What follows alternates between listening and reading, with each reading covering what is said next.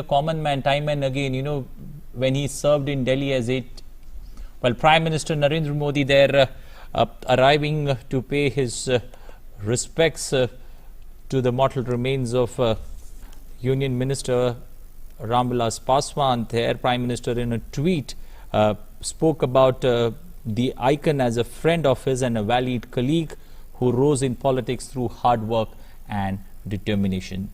I quote the Prime Minister's tweet. He said, "I'm saddened beyond words. There is no void in our nation that will perhaps never be filled. Shri Ramvilas Paswan ji's demise is a personal loss. I have lost a friend, valuable colleague and someone who was extremely passionate to ensure every poor person leads a life of dignity."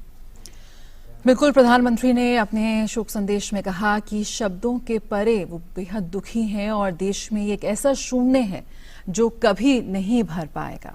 इस वक्त हम देख सकते हैं रामविलास पासवान के परिवार को सांत्वना देते हुए प्रधानमंत्री नरेंद्र मोदी। प्रधानमंत्री भी काफी व्यथित नजर आ रहे हैं। उन्होंने कहा कि उन्होंने अपने दोस्त और एक सहयोगी को खो दिया है। श्री रामविलास पासवान जी ने कड़ी मेहनत और दृढ़ संकल्प के माध्यम से वो राजनीति में आगे बढ़े और एक युवा नेता के रूप में उन्होंने आपातकाल के दौरान अत्याचार और हमारे लोकतंत्र पर हमले का विरोध किया। वे एक उत्कृष्ट सांसद और मंत्री थे जिन्होंने कई नीतिगत में स्थायी योगदान दिया। शोक स्तब्ध परिवार को सांत्वना देते हुए प्रधानमंत्री नरेंद्र मोदी रामविलास पासवान के अंतिम दर्शन के लिए पहुंचे हैं। प्रधानमंत्री Prime Minister also spoke about working together shoulder to shoulder with Ramvilas Paswan has been an incredible experience. His interventions during cabinet meetings were insightful, from political wisdom, statesmanship to governance issues. He was brilliant while he spoke highly about his friend who is no more with us. Well, the Prime Minister there offering condolences to his family there, especially his son Chirag Paswan, who's got huge shoes to fill in as Bihar goes to polls, and also there offering his condolences to his wife and other family members.